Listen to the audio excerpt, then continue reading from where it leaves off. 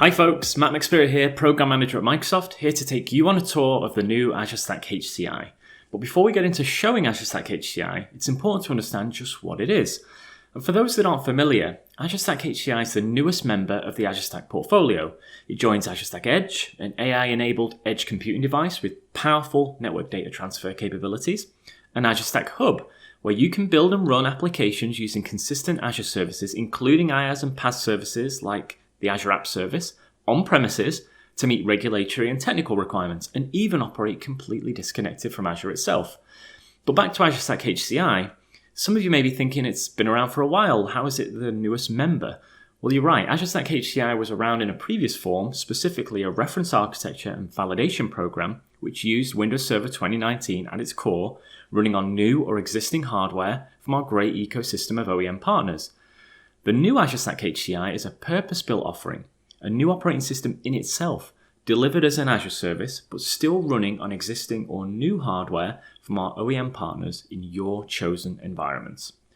And what it delivers is a world-class hyperconverged infrastructure stack. In other words, software from Azure that includes our latest hypervisor and built-in software-defined storage and networking that you install on servers you control on your premises. And this software is delivered as an Azure hybrid service. It's monitored, supported, licensed, and billed through Microsoft Azure. And if you've already got an Azure subscription, it's very easy to get started, as we'll see. There's no upfront license you need to buy, and critically important, Azure Stack HCI is designed with the needs of IT front and center. So it's familiar to manage and operate, and you can run Azure Stack HCI on your choice of hardware from your preferred vendor and continue using the tools and processes your team already knows to manage virtual machines. So let's take a look at getting started and how we stand up an Azure Stack HCI cluster. So what we have here is a single Azure Stack HCI node that we've deployed already using our traditional deployment methods. It's joined to the domain, so I've done some basic configuration here using the sconfig interface. And I've also defined some very basic network settings as well so we can connect to the system. But we're going to perform the rest of the configuration from the Windows Admin Center. So let's hop over there now. And then to start the cluster creation, we're going to click Add. And we're going to go through the Create New Cluster experience in Windows Admin Center. So you'll notice we've got a couple of options here to create not only a traditional Windows Server cluster, but now a new Azure Stack HCI hyperconverged cluster. And in addition to that, once we've selected that, we have a couple of additional options to choose from, specifically the ability to create a cluster in a single site, or the option to create a hyperconverged cluster that spans two sites in what we call a stretch cluster, which is unique functionality to Azure Stack HCI, which is pretty cool. So let's click Create there. We can read the prereqs. We can bring in the servers that we want to form the basis of this cluster, but I've done that ahead of time. And we can also use Admin Center to join the Azure Stack HCI nodes to the domain, but I've done that ahead of time to save a little bit of time here. We can use Admin Center to install any necessary features that Azure Stack HCI requires. Again, I've done that ahead of time. We can also use Admin Center to define any updates that we require. In this case, we're all patched and fully up to date. Any solution updates that apply to our specific hardware. And we can restart the servers if necessary before continuing the process. But in this case, I'm just going to proceed on, verifying my network connectivity. In this case, each of our servers has 4 network adapters, and we're going to designate one of those network adapters to be the management network or management adapter or interface. You could obviously team these as well. Now we're going to verify and apply those changes. That's all good, so we'll click Next. We can then define our networks for the infrastructure, and I've done a lot of this ahead of time, but I could use this interface here to actually define the IP addresses, the names, the subnet masks, and the VLAN IDs of our respective network adapters ahead of building our cluster.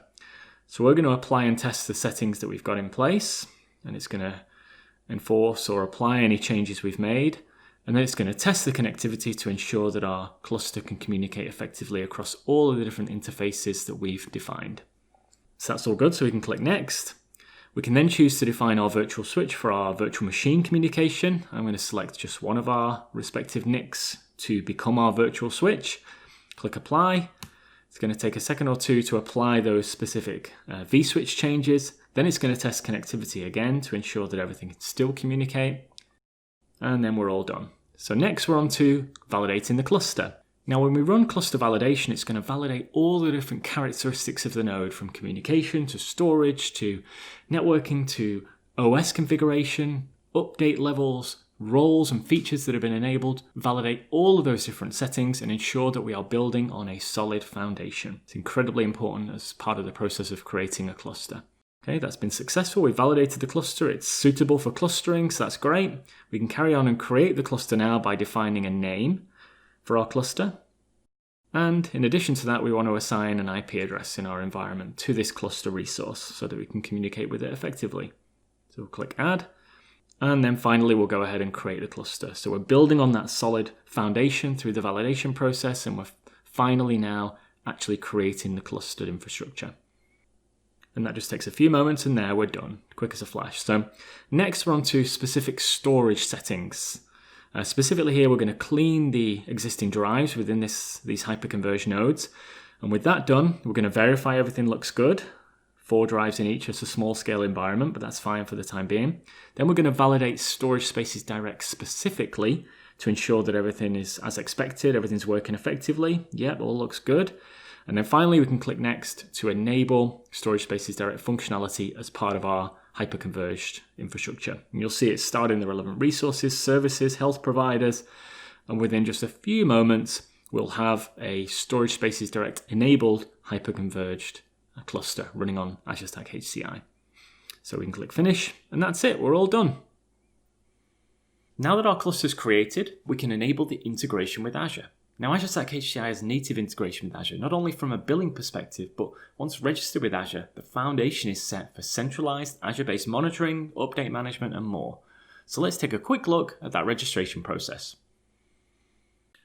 So here we are on one of our management workstations, and I've opened up the PowerShell ISE environment to actually run a few commands that we need to configure the registration of the Azure Stack HCI system. So firstly, let's go ahead and let's select that top script here, which is basically going to run a remote command against our Azure Stack HCI nodes and install the necessary Azure Stack HCI components that are required for this registration process. So fairly quick.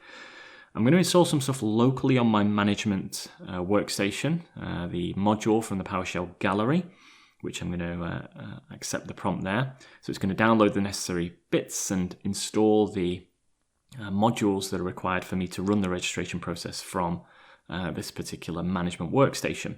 So that's easy enough.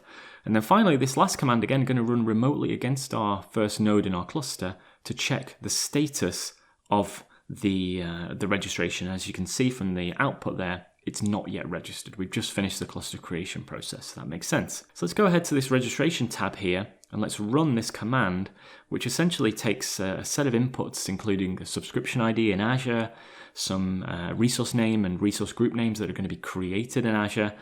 And then we're going to run this against this Azure Stack HCI node remotely. So I'm going to select all of that. I'm going to run that selection, and you'll see it's going to go ahead and pull down modules. It's going to install necessary components. It's going to create necessary resources. So you'll see at this stage, we are downloading bits. We are installing required PowerShell modules, including Azure AD, logging into Azure. So I'll provide some necessary credentials with the appropriate level of permissions to create the necessary resources, both in Azure and in Azure AD. So you'll want to work, if you're not the global admin, with your global admin to enable that if that's the case. So it's registering, creating an AAD application, resource groups, granting consent for the AAD app. Everything happens really quickly and then done. So our Azure Stack HCI cluster, if we hop over to the Azure portal now, is registered. So if we go to the Azure Stack HCI resource provider, there it is. There's our cluster. Let's click into that and you'll see the resource group name, you'll see the nodes, you'll see that we're connected to Azure. More health and update management capabilities are coming soon, but right now we can see some useful information about our cluster. And let's go over to Azure AD just for completeness and see what was created there under app registrations. You'll see under all applications, there's our cluster and the actual Azure AD application that was created as part of that. And if we look at the permissions, you'll see that it's used for billing and metadata and information about the Azure Stack HCI cluster. And that is pretty much the registration process completed. Final thing to check is just to see what's the status now, and you can see that cluster is listed as registered, and we're all good to go. Now that the cluster's registered, there's a couple of additional steps you'd likely want to perform, and the first is to configure the cluster witness. Now, for those of you not familiar, at a high level, the quorum for a cluster is determined by the number of voting elements that must be part of active cluster membership for that cluster to start properly or continue running. Now, each node typically has what's called a vote, but in the case of a cluster with an even number of nodes, like our 2-node cluster, we ideally need a witness to provide the third decisive vote. Now, historically, the witness needed to be some sort of shared disk, such as a LUN presented from your SAN, but more recent versions of Windows Server supported an SMB share acting as the witness, even locating that SMB share on a USB drive attached to a switch or router. Azure Stack HCI also supports a cloud witness, where Azure Blob Storage is used as the witness, and that's what we're going to set up right now. Okay, so we're back in the admin center, and let's go to our cluster, and we're going to explore the cluster-wide settings in order to define the cloud witness configuration. So we'll go settings there, and we'll go to the witness, and you'll see that we've got in the drop down here a set of options relating to what we discussed earlier: cloud witness, disk witness, or file share witness, which could also be on a USB stick. So I'm going to go for cloud witness, and you'll see we've got some Azure specific form entry fields here that we're going to have to get that information from Azure. So let's tab over to the Azure portal and start to retrieve some of that information. Okay, so in the Azure portal here, I've started the wizard for the creation of a storage account.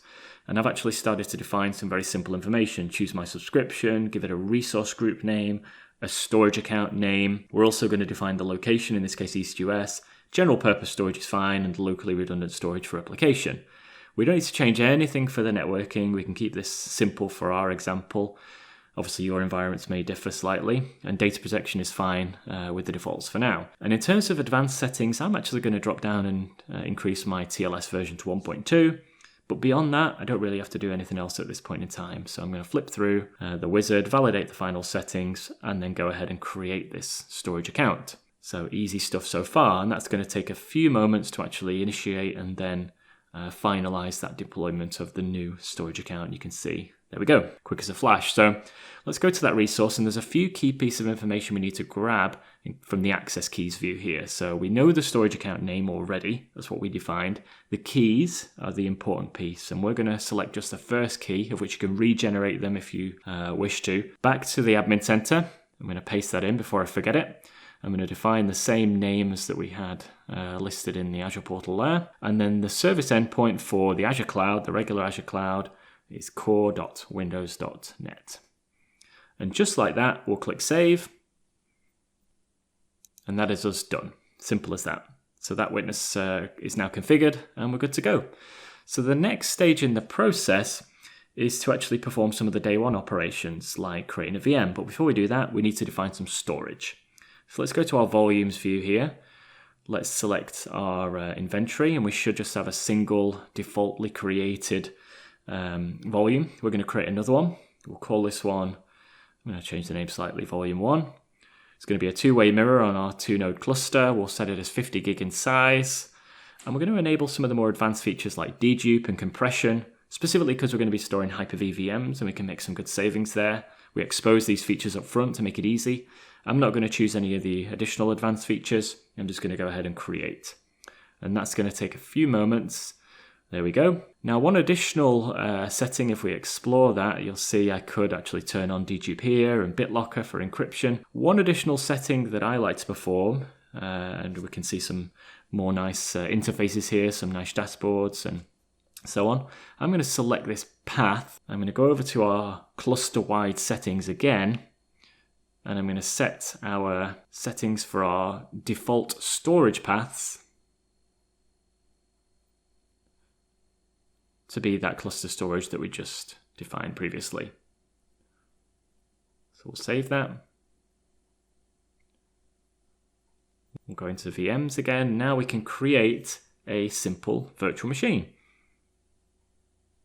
So let's go to the inventory.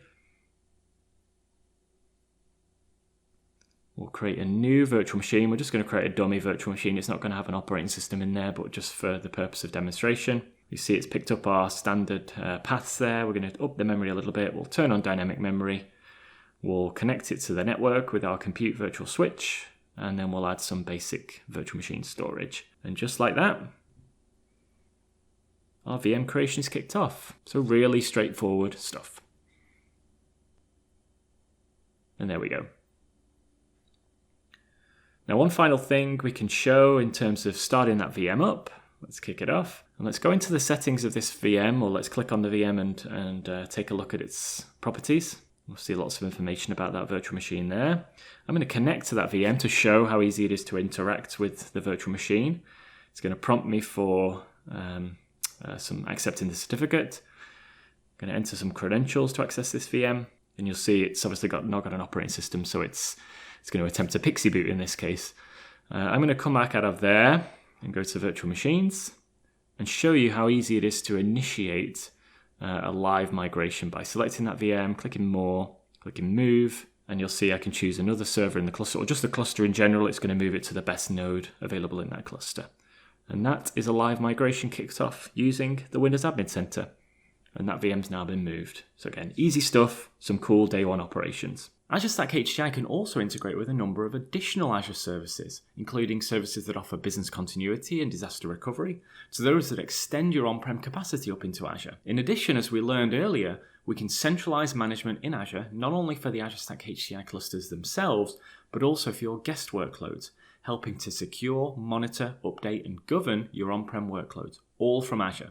So let's take a quick look. So here we are in Admin Center again, and I'm going to click on one of our cluster nodes in particular. And you can see on the left-hand side of the menu here a number of Azure extensions that are enabled within our Admin Center. If I go to Settings here, to enable some of these and integrate, you need to sign in with an Azure account. And also, if I click on this Azure option under Gateway here, register your Windows Admin Center with Azure. Fairly easy, doesn't take long at all.